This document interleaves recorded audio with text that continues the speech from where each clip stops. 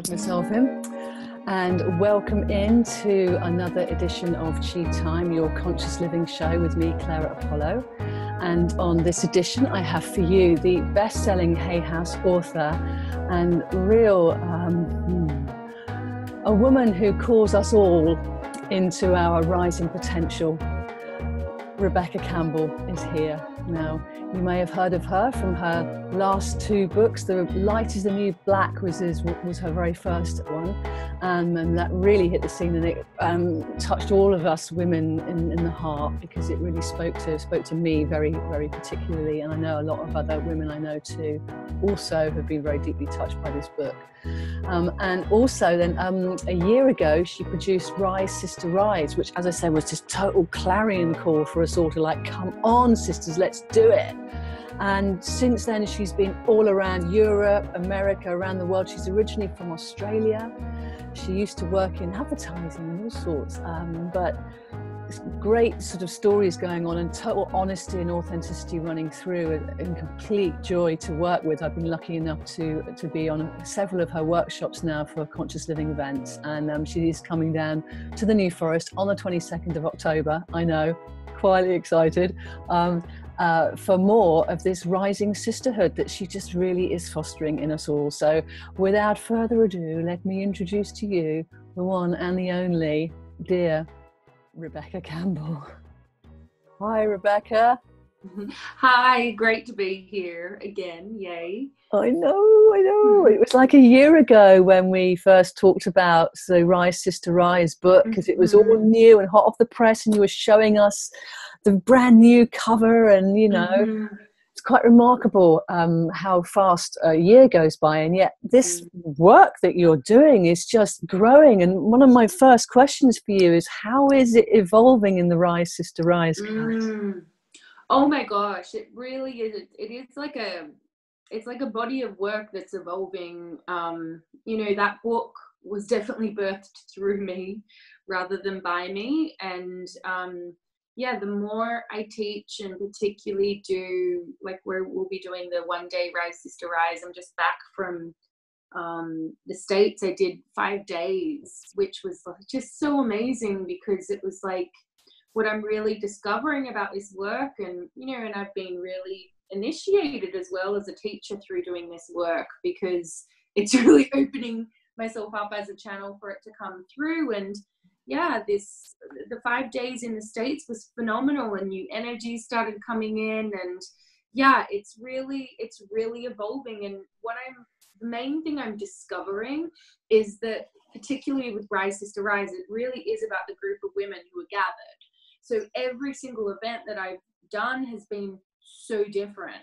I always, I should stop doing this, but I always plan it and do all of that, and then it always changes. And so what I'm really learning is that, particularly with the Rise Sister Rise work, it's all about the particular vibration of women that gather, and the energies come in based on that particular group. Absolutely. And all the work that you've done up until that point is going to feed into that. So you can be tuned into what you'd like to bring through, but then the vibe is going to bring out of you what's appropriate for that group. Magical. But doing 5 days, that was my next question. What was that like? And compared it was to 2-day work? It was so great. I enjoyed it so much. Every day had a different theme, and of course, overall, it was there was definitely the theme of water, and we didn't know at the time it was a Gemini moon. But then we also didn't know it was when there was so much flooding and hurricanes and all of that. We didn't know that was going to happen, but we could feel it. And I think that's the work of the feminine, is that you pick up on things that are happening around the world without actually knowing that they're happening. And when we did the Rise Sister Rise in the States, it was definitely there was some really, really strong energy, like the Black Madonna type energy. I knew she was going to come up. Yes. Yay! To me, the Black Madonna is, you may see images of it kind of looks like Mother Mary, but she's got darker skin. To me, the Black Madonna symbolizes all the parts of the feminine that have been banished and severed and unclaimed, right? And, you know, I had this amazing experience when I was in Glastonbury in the Lady Chapel. And I think this is what's happening. To me, the rising feminine is really all about the sacred feminine, the powerful, wise feminine rising back into harmony with the masculine. It's not rising above or anything. It's like back, right? And yeah, we had this moment because really in history, and you look at that his story, which is nothing against men, right? This is just the era we live in. So if we're talking about patriarchy, it's not just like bloody patriarchy, you know, it's like, it's just the times we're living in. And in the times we've lived in the past few thousand years, the story of women has really been severed. And so we were in Glastonbury Abbey, which is just so, you know, beautiful and grand and all the ruins, but the only part that's actually still exists and standing is the Lady Chapel, which is so often the case. And this is generally where the Black Madonna is. It's not in the big grand chapel. Right. It's in the little chapel out the back. Yes. Right? So it's like secret worship, but out in the open as well. Anyway, so we were in this Lady Chapel, and we were about to do a ritual with like roses and beautiful like oils and waters and stuff with the group. It was going to be lovely. And we walked down, and there was this altar in the Lady Chapel, and my friend Madeline and I noticed that there was like stuff on top of it. So we went a little bit closer before everyone arrived, and we noticed that there was like this broken wine bottle, and it was just like thick, sticky wine everywhere. And we were like outraged and like, who would do that? You know, we went through all of that drama.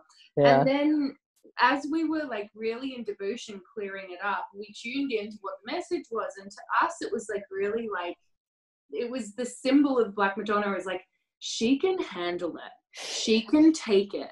And to me, working with the Black Madonna is that it's like, she's like the original mother. And it's like, you know, you can lay it on her altar. She can hold it. And I think that that's something that seems to be really, really common of like with women, I'm sure men too, but particularly women, particularly when we don't feel held by our own mother. It tends to be because that mother was not held, and the one before, and then the one before. And so it's like, you know, rather than just kind of looking to the biological mother of like, why didn't you meet my needs? It's like, okay, but what if hers weren't? And what if hers weren't? And to me, that's what the Black Madonna represents. It's the healing of that mother line and the rethreading back to really being held by the earth as well. Yes. Yeah. Oh, that is so pertinent to my own situation, actually, Rebecca. You've just gone and hit the nail on the head. Wow. And the work that we try and do around it, and to look at the whole ancestry and just do exactly what you said, is that the parenting or the mothering through the ages has been dysfunctional. So how do you heal that? You know, do you hand it all over to the Black Madonna, Mother Mary, and go, help me here, I don't know what to do, I'm the end of the line, I haven't given birth to a daughter, so it's not going to continue through me, but I do have a son, I also have a sister who has a daughter, so I'm aware of that continuing there. And you know, what can we do as conscious women to be able to help that dysfunction cease now and stop with us so that it goes no further? So there's this channeled meditation. It's more like a shamanic journey that came to me personally, which I've been taking the women through who come to my events. And we did it in the States, and we're going to do it now in the one that we do. I think. Oh yes, right. Thank you. So okay. It's like the rethreading of the feminine line. So going back to the original mother, and like any severs along the line, it's like through the womb, traveling through that portal back to the original mother. Wow. So yeah, remind me to do that when we do our event. I absolutely it'll come if it's meant to anyway, but it's such a powerful journey. And I want to give you two examples of like, because you know, it's easy when you talk about the feminine, it's like it can be like really like poetic and just kind of like intangible in a way. But I want to give two examples of two things that are black and white that have happened since doing that rethreading. Okay. So from my own personal experience, I've been working a lot with the Black Madonna, and my mom just recently, my mom is just so wonderful. She's like not really on she's not on a hardcore spiritual path like me, you know, wanting to learn, but you know, and so I kind of like mentioned to her that I've been doing this work, and that like I'm really working hard to heal this feminine line. This is what's coming up or whatever. And it was so beautiful. She like texted me back just saying, just let me know what to do. It was just so beautiful. And like, she's not, I want to be clear that she's not like a hardcore spiritual pather, because I think when you hear these stories, it's like you think that like particularly spiritual teachers, like everyone in their lives is spiritual. No, I have so many people like my dad who thinks when you're dead, you're dead, and I love that because it's so grounding for me. It is, but also you're really famous for coming out of the spiritual closet, so you had to hide yourself away, you know. Exactly. Yeah, it's like the path for whoever it's a path for, you know. Yeah. Anyway, just on this past birthday, a couple of days ago, my mum gave me this beautiful dress, which was like black with roses, which again represents the Black Madonna to me. And then wrapped around these like beautiful essential oils was this, on a black ribbon was a blue Mother Mary, and then she'd got this ring, which was a family heirloom, which I used to love as a little girl, and I had forgotten about it. It's actually set similar to this one. I don't have the other ring on. Set very similar to this, and it had an opal in it, but the opal chipped. And it was like my great grandma's, right? Anyway, she just got it reset for my birthday with a black onyx to represent the Black Madonna. And so, because she's like, I know how much work you've been doing with it, and she didn't know about the Black Madonna. So it's like little things like that are beautiful signs. Yeah, they are. Yeah, and here's another one which is even more black and white.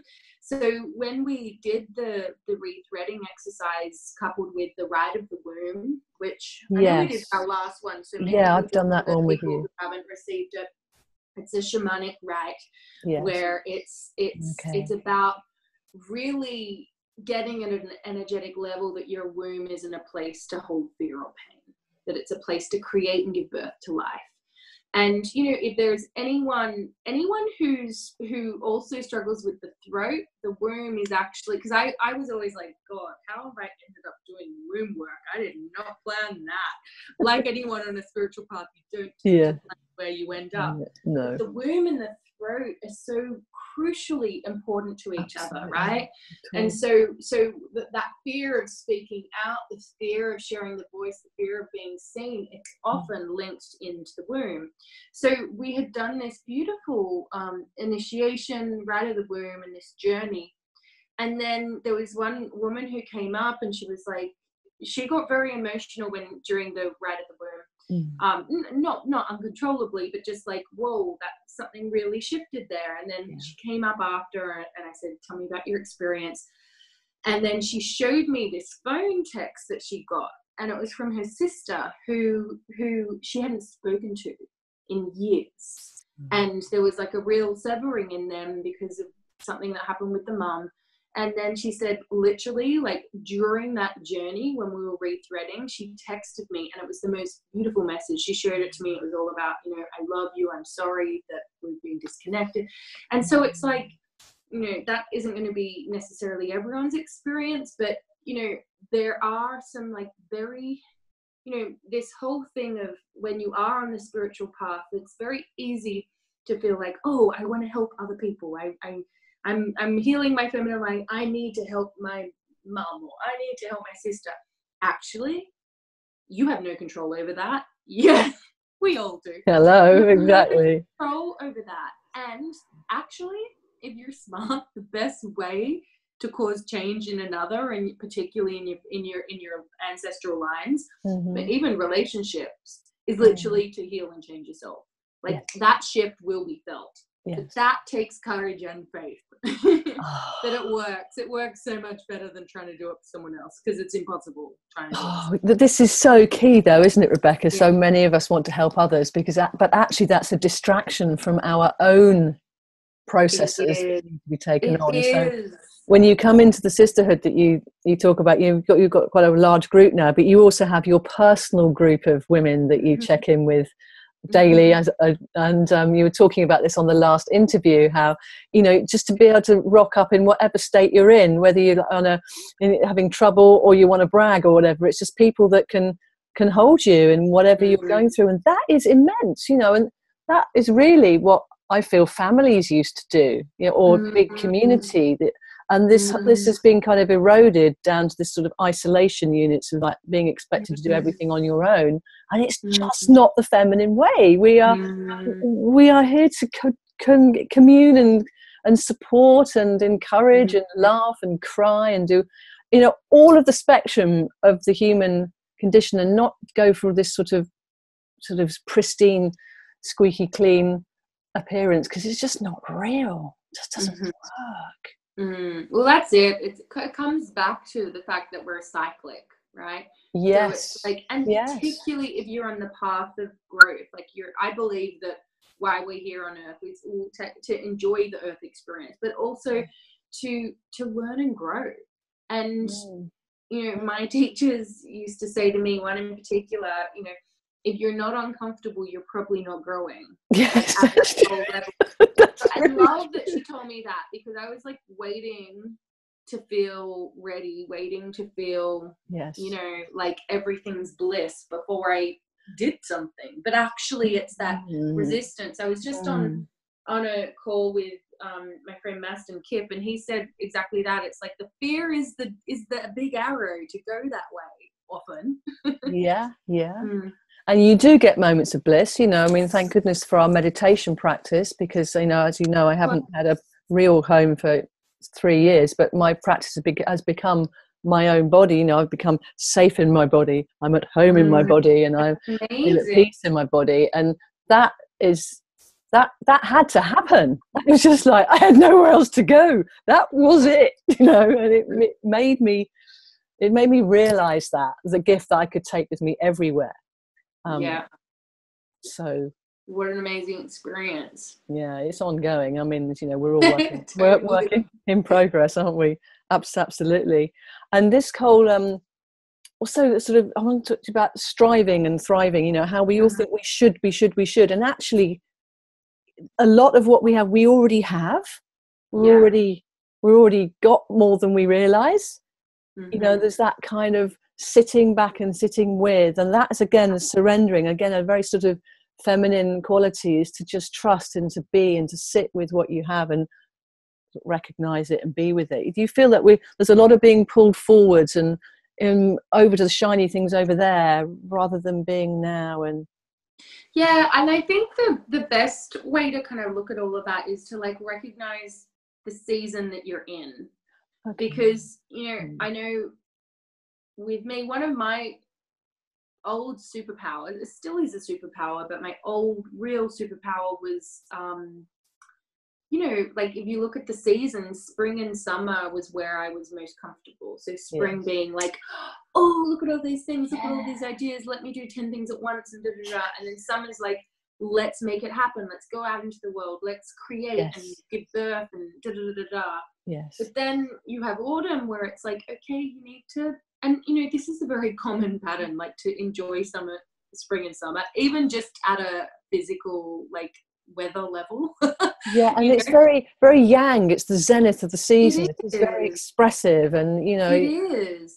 And I love those seasons as well. And also being from Australia, like that's the only seasons you really have. Like winter is like spring over here, really. But you know, then I look out my door now and I'm starting to see the leaves falling, and it's indication that it's coming and it's time to loosen the grip and let it fall away. And then within a couple of months, it'll be winter and dark and dark and dark and quiet. And, you know, we reach this point where it's like, will anything ever grow again? I don't remember what it's like to not be freezing and feel alone in a way. And, you know, and people have different experiences of the seasons, both on an inner level and an external level, but you tend to have two that you love and two that maybe you struggle with a little bit more. And the same thing happens with women with our female cycle, regardless of whether we're menstruating or not. You can track your cycle by the moon if you're not. But yeah, we're constantly going through, even our creations, our creative process goes through that cyclic nature. And so it's like, I think that, in the world we live in with Instagram and, deadlines, and particularly if you're in like a corporate and, God, even as an entrepreneur, it's probably even worse. There's more Patreon. So many jobs to do. Yeah. Exactly. But yeah, it's crucial that we remember what season we're in, so we don't put ourselves under the pressure of summer when we're actually in winter, and to realize that if you don't allow the space and the time to let what needs to fall away, that's when we get stuck. So that's why when, we're in my workshops, like we do, and it was because my teacher taught me it. I did it naturally as a child, but, it's dance and letting yourself be moved by a force beyond your mind, like moved in different ways. So often we're just like in this one position, walking home the same way, and it's just like mixing things up and let yourself change, because it's like, every 7 years, no cell is the same. You're a different person. And this is where, particularly when we're working with the ancestral lines, right? We carry in our luminous field 7 years back, 7 generations back. Okay. But all of our cells are constantly changing. And so it's, if we choose to change and move, and this is why we do this work, what's happening is we're allowing what's wanting to fall away rather than clinging to it and then things getting stuck. Sure. No, you're absolutely right. The clearing needs to come to create space for the new to come in. Otherwise, you just get this backlog. And you're absolutely right. It's the whole movement. The movement helps to sort of shimmy it on. And most people enjoy moving. I mean, at your workshops, we have such fun. It turns into a disco. We have to have good sound system at Rebecca Campbell Rise Sister Rise gigs, or it's not going to work, because you want to get into that freedom of expression and ease of movement, because the body knows how to unwind itself. It knows the rhythms that it enjoys if you get out the way. And because we're also, that sounds like scary to people before they come, if they're like, oh, I don't want to do that. But I find it's normally people who are most resistant end up being like, no, let us dance more. I know, because it's not like a disco. There are no handbags that you dance around, and it doesn't really matter, the way makeup and all that sort of stuff. It's and like no, it's not about. No one needs to look at you. No, exactly. You're in the vibe of it, and that's again the communing and sisterhood, and how supportive we are of each other, how much fun it is as well. The giggles, the laugh. You see someone over the other room just really doing it, and it inspires you to really like, whoa, yeah. Oh, I just remember that we are family track. I'm sure you must play to that. Oh yeah, that's one of my favorites. I'm Coming Out as well. That's one of probably my go-to. Yeah, good. And one of the other things was the chanting that we were doing, because we were doing a good few minutes of that, weren't we? It was the Om Maha Vidyaye Namaha. Namaha, that's it. Oh my gosh, yes. Oh. Yeah, I love chanting. Chanting, again, it's like it's the throat. It's clearing the throat, because when you clear the throat, what happens is that you're able to voice your heart. But if you're stuck here, that's where it's like the emotion sits and you can't quite get the words out. So it's such a healing practice and enjoyable as well. I find that when we chant, I was taught by my friend Guru Nam Singh, who actually spontaneously he emailed me the day before my Rise Sister Rise Omega USA retreat started, and he was like half an hour away, and he's like, let me come see you. And then he came, and then he's like, can I play for you ladies? And so he ended up playing instead of me just playing his tracks. Oh, so how amazing. And he was like, and he even sang like the Rise Sister Rise chant, because he helped me, was one of the people who helped me work out how to create that chant. And so it was like so beautiful hearing this beautiful, like devotional masculine voice sing "Rise, Sister, Rise." Like, oh God, all the women were like, oh my God. But is this the calling to the feminine within him? Because that was the other thing, is that we're not just doing this for the women, we're doing this for all of humanity, you know. Yeah, and feminine is within all of us. And yes. you know what I'm really noticing so clearly is how, and you know, I can only talk about myself, but I've seen it in other women as well. As we do this work, it's like the sacred masculine begins to rise in them too. And God, my husband has changed so much since I've done this. Like, has he now? He always like worshipped me, which is like, of course, like, he was never on a overt spiritual path, but you know, there has been some real big openings. And even more than that, it's like this, you know, like when we do gather at Rise Sister Rise, it's like this in deep reverence of the men who are holding down the fort so we can be there. And you know, they say that the role of the masculine was to protect the feminine so she could do her sacred work. So you know, I think it's easy for us to, like, it's a classic woman thing for us to like want our men to be like our girlfriends sometimes, of like, I just want to debrief, and I just want to, and you know, it's just so much information. But really, it's like their job is to hold the space, so we can then go and do the sacred work. But it's such a beautiful thing to witness, this like deep reverence of the feminine. Within us all. Because after your event on the Sunday, in the evening, we have a sacred chant duo, a man and a woman. Perfect. Illumina, who I was going to meet that day that we bumped into each other in. Isn't that funny? Yeah. And I had one of those moments of like, something's going on here, I don't know what it is, but I'll go with the magic. And then it's just sort of occurred, and they love your work and what you're bringing through. Lena just finds it gorgeous, and Arnem is really tuning into it as well, saying, well, that's the divine feminine rising in me too. So the guys are really sort of getting it. So that's why I wanted to put that event on in the evening for the women that would like to then invite their men and men friends in to come and be part of this energy and do some chanting together, or to hear it, you know. And because it's at the New Forest as well, so make it such a nice little weekender. It's amazing. It's beautiful. It's like a deer park. Oh my gosh, I've been there once with my husband. And you know what I mean. You do. You know it. Side now. Oh, but, yes. Yeah. So it's got all that deer energy, which of course in the Chinese medicine calendar is the energy of spring and creativity and sexuality and kind of, you know, and trust and absolute clarity of thought. You know, it's beautiful energy to be in. That's why I was thrilled when we were able to bring Rise Sister Rise to Burley Manor Barn, New Forest. Perfect. I know. So we will do that, and you've already talked a bit about what you're going to be doing that day. So thank you for that. I think that's absolutely like I can't wait. I know it's going to be different from the other ones that it'll always be different, but what is consistent is that it's really just gifting yourself the space and time to get into dialogue with your soul and get back into that mysterious rhythmic flow, which is like wanting to kind of like, you know, they say that the mystic and the priestess knows that their only job is to ensure that their own heart beats with the beat of the planet.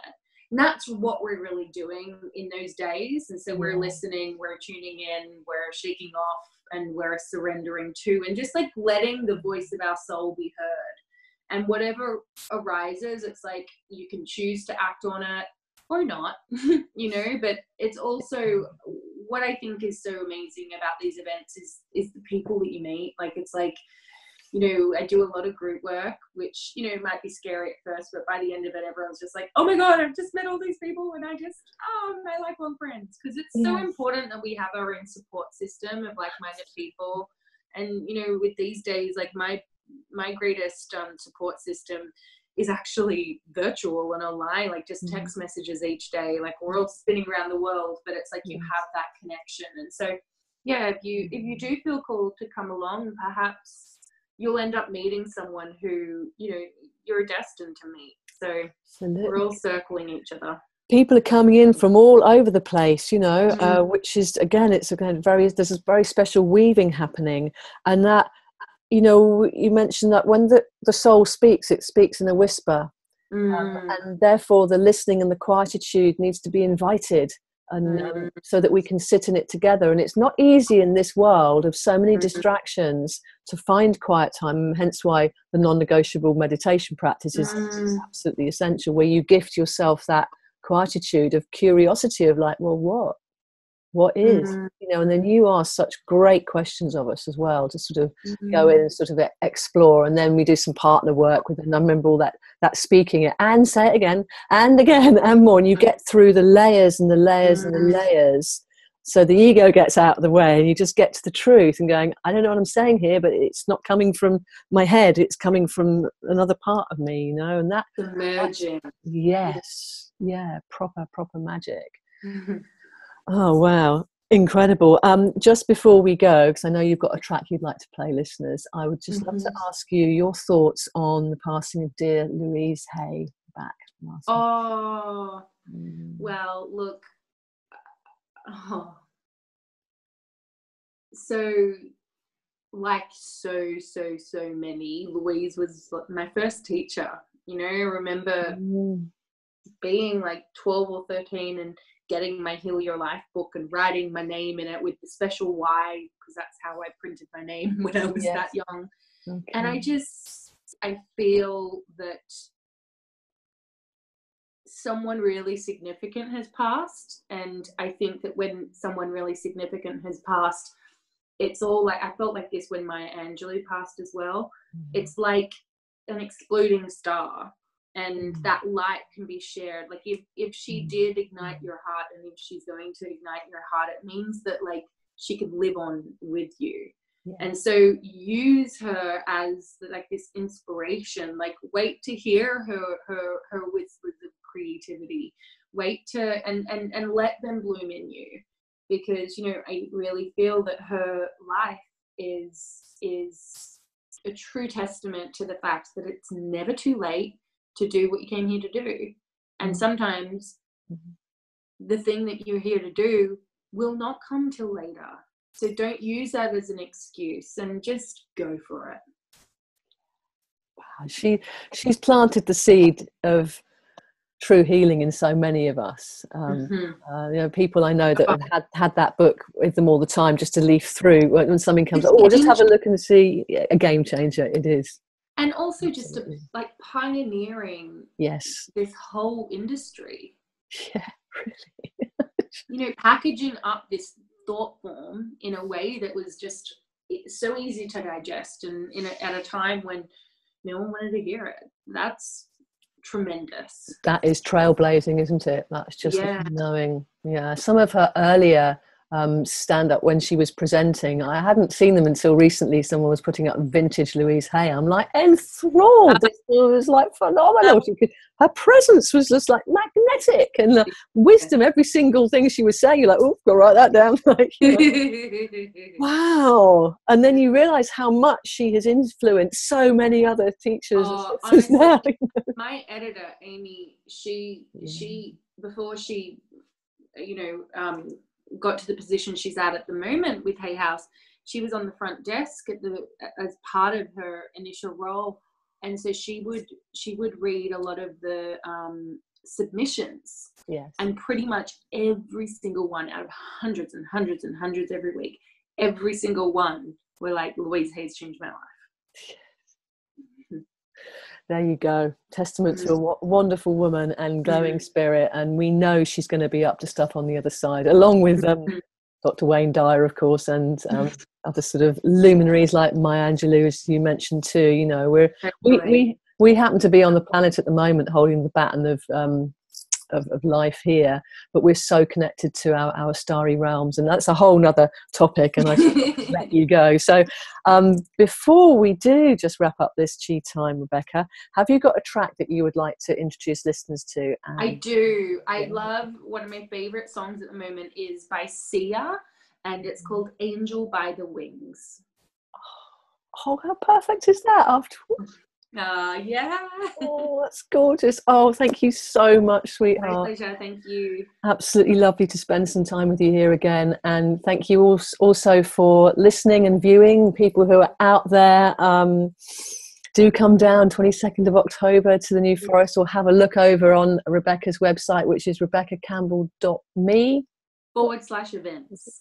Yes, that's the one. I'll put links at the bottom of this anyway, because I think you're going to Germany, aren't you, soon? I am. It's going to be really exciting. Yeah. Yeah. So you're keeping going with all this and keeping weaving us all together. So thank you so much, sweetheart. Thank you. Loads of love. Keep your chi up, my friend. Here's see ya.